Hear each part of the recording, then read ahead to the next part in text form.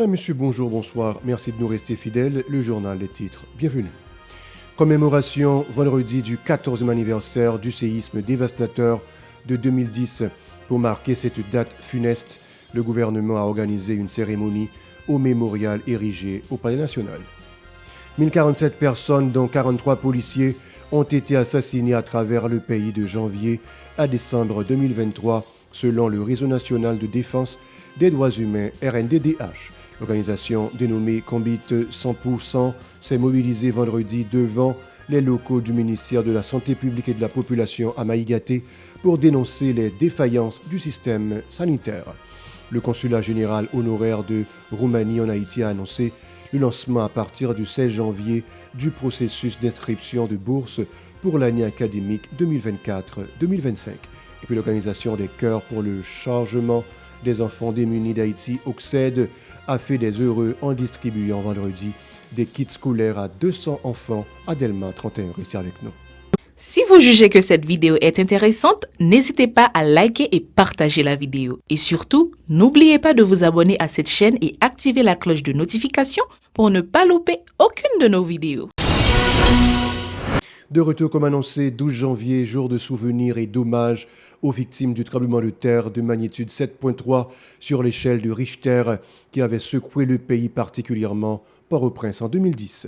Un lourd bilan a été établi suite à ce séisme. On a fait état de 220 000 morts et de 300 000 blessés.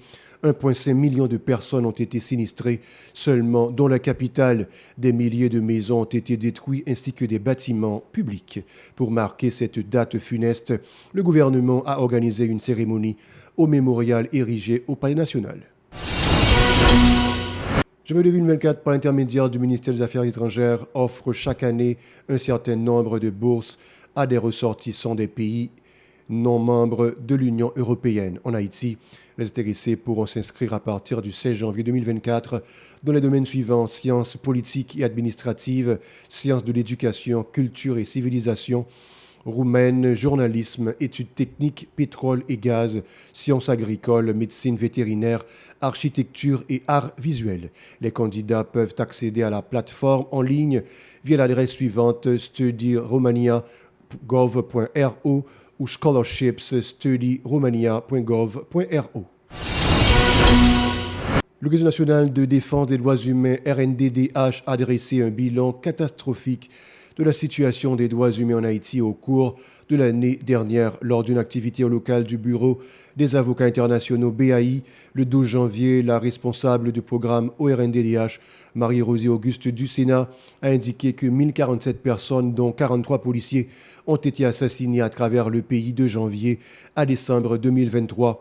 De nombreux cas de kidnapping ont été commis par les gangs armés qui ont également incendié les locaux de 13 commissariats de police et perpétré des attaques dans 14 endroits, notamment dans les départements de l'Ouest et l'Artibonite, a déploré la défenseure des droits humains.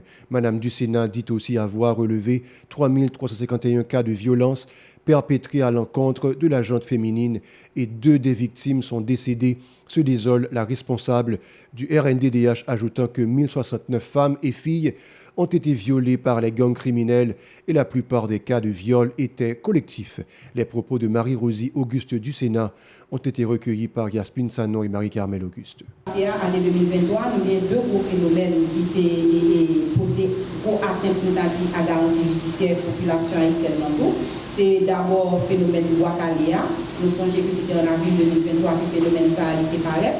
Et nous regrettons que l'autorité policière n'ait pas utilisé le momentum, n'ait pas utilisé la population qui a manifesté ras-le-bol par rapport à l'insécurité, peut être capable de prendre des informations précises dans mais des gens qui dans la population sont capables de dire qui est-ce qui est dans le gang, qui est-ce qui a fait tout les gangs. Et nous pensons que ça était grave, d'autant plus que c'était garantie judiciaire si là, qui est victime de Wakalia, qui était passé en papier, parce que nous avons reproché au plan, donc nous avons tout un temps, mais pas de possibilité pour nous défendre des dieux. Environ 12 000 personnes dans la prison, parmi eux, 84% attendent jugement, 84%.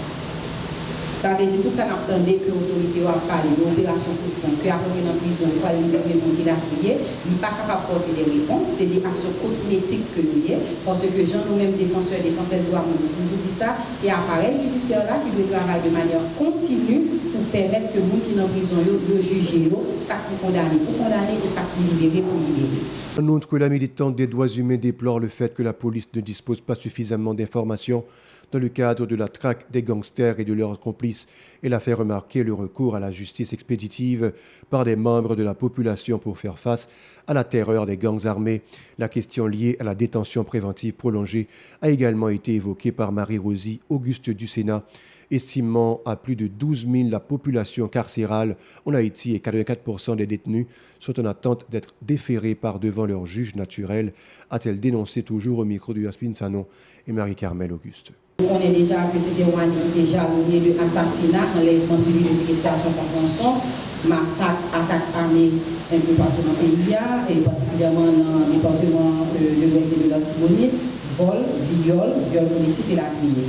Nous sommes censés, pour Pipiti, 1047 personnes qui mourent assassinés dans le pays en janvier pour décembre 2023. Et nous sommes capables de dire que cette question enlèvement suivi de séquestration contre rançon, il y a une moyenne qui était oscillée entre 5 à 9 personnes qui sont victimes par jour. Nous avons donné 43 policiers pour Pipiti qui mourent assassinés avec 2 autres qui portaient disparus. Et mettez sous ça, nous recensez 13 commissariats, sous-commissariats, ou bien des postes de police, ou bien des patrouilles, de police, qui ont même subi attaques nommées bandits armés pendant cette période-là. Nous recensez 10 qui est passé pendant l'année 2023 au niveau de Bel Air, Sous-Matla, Cité Soleil, Corail, Jérusalem, Onaville, Canaan, Cafoupey, Thirivière, Verret, Cafoupey, etc. Comptez tout, 14 autres zones qui ont même subi des attaques pour même période-là. Et là, nous nous rendons compte que c'est pratiquement toute commune dans le département de l'Ouest là, avec quelques communes dans le département de l'Antibonite qui étaient subies attaques par Sahel. 3351 femmes actives victimes de violence. Parmi eux, 2 mourent assassinés par gens qui ont partagé la vie. 1169 victimes viol et viol collectif recensés. 679 femmes actives victimes de violence physique.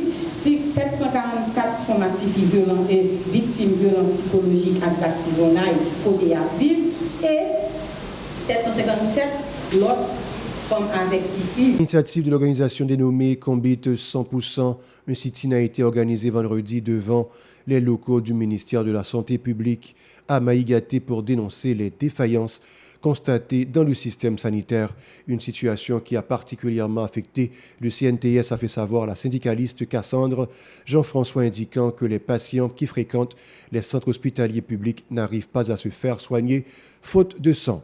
Pour elle, les autorités sanitaires sont responsables de la dégradation du système à cause de leur laxisme et l'absence d'un plan national en matière de santé publique.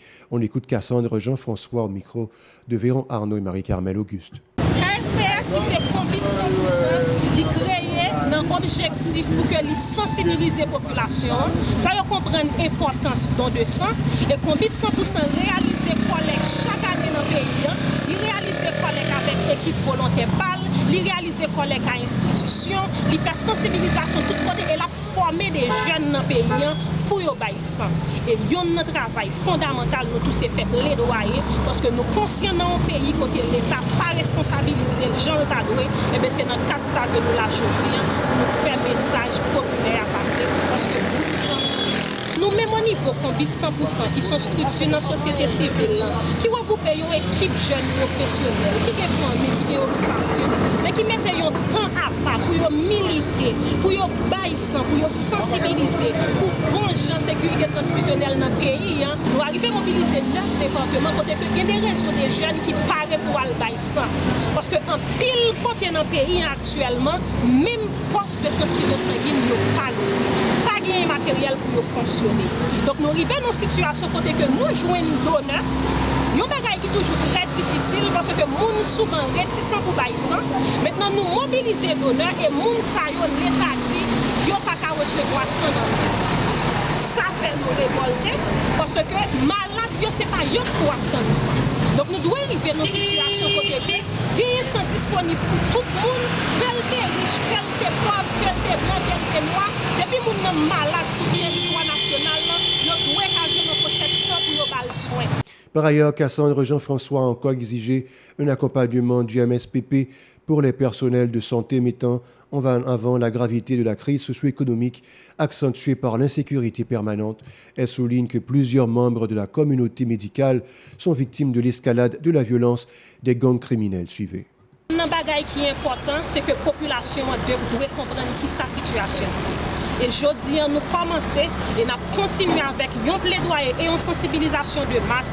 Et bien, la population a commencé à demander pour le joindre ça, l'État n'a pas l'autre obligation que responsabiliser, parce que c'est nous qui avons tout les droits à la vie. Si nous arrivons à mobiliser l'État pas en mesure, et bien nous finissons aujourd'hui pour nous dire l'État prend responsabilité, parce que la vie, chaque monde compte, quel est que le tégue gros nom, que le tégue petit nom, que le petit bébé, que le tégue grand monde, la vie nous tout compter. Donc nous finissons dire, nous sans sauver la vie, responsabiliser, nous pas faire un mouvement de masse, un mouvement populaire. Combien de 100% sont structures qui dans le cadre d'activité que lui-même mène, il fait plaidoyer. Plaidoyer, c'est pour nous comprendre dans quelle situation que y a.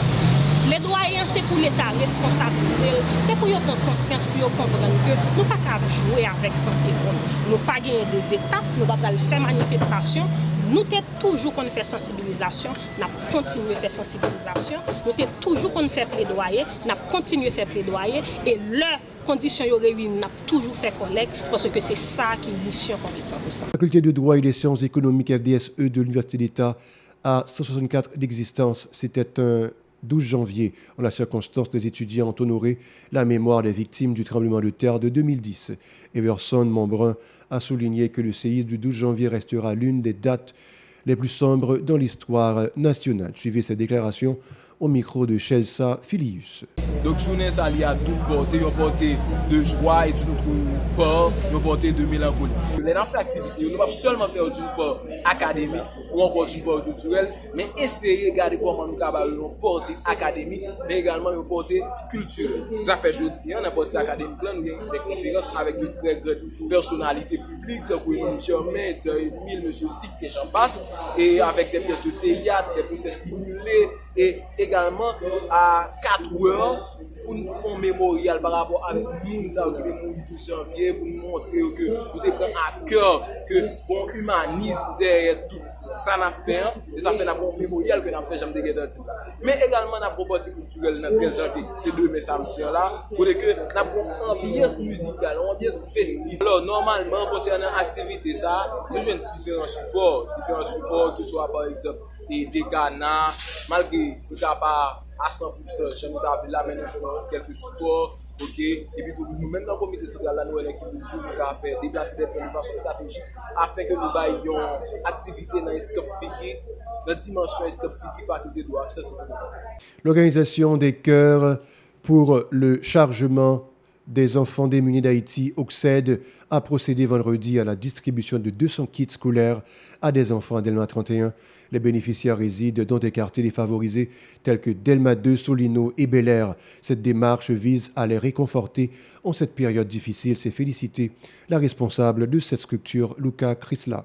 Elle a promis de poursuivre cette opération tout le long du mois de janvier.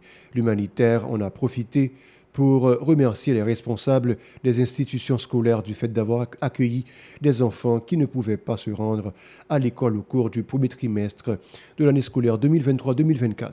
Elle est au micro de Hirsch Rezil et Michael Franz Stevens. C'est une promesse que nous avons faite en date 20 novembre 2023, côté que OCSED, qui est une organisation sociale qui travaille dans la communauté, nous avons remarqué pendant l'école là, un petit monde pas de chance à l'école.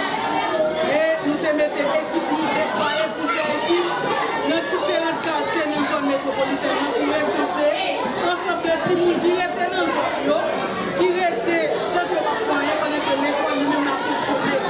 Donc pour ça, nous avons commencé à plaidoyer. Au côté autorité de l'État, au côté partenaire international, nous, c'est UNICEF, nous lançons plaidoyer tout au côté USIDHR, que nous représentons en Haïti comme service régional, organisation de droit mondial qui passe dans le Chili. Donc, la communauté répond pour supporter nous dans l'activité. Nous avons Haïti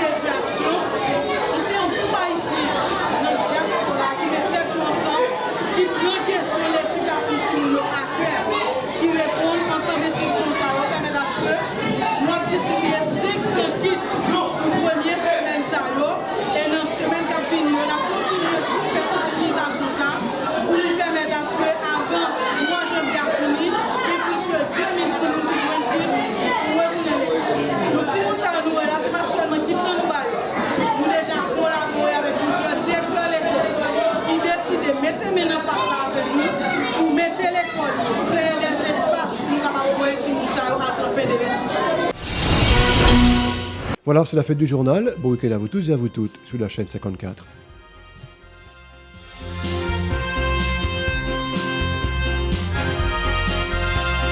Si vous jugez que cette vidéo est intéressante, n'hésitez pas à liker et partager la vidéo. Et surtout, n'oubliez pas de vous abonner à cette chaîne et activer la cloche de notification pour ne pas louper aucune de nos vidéos.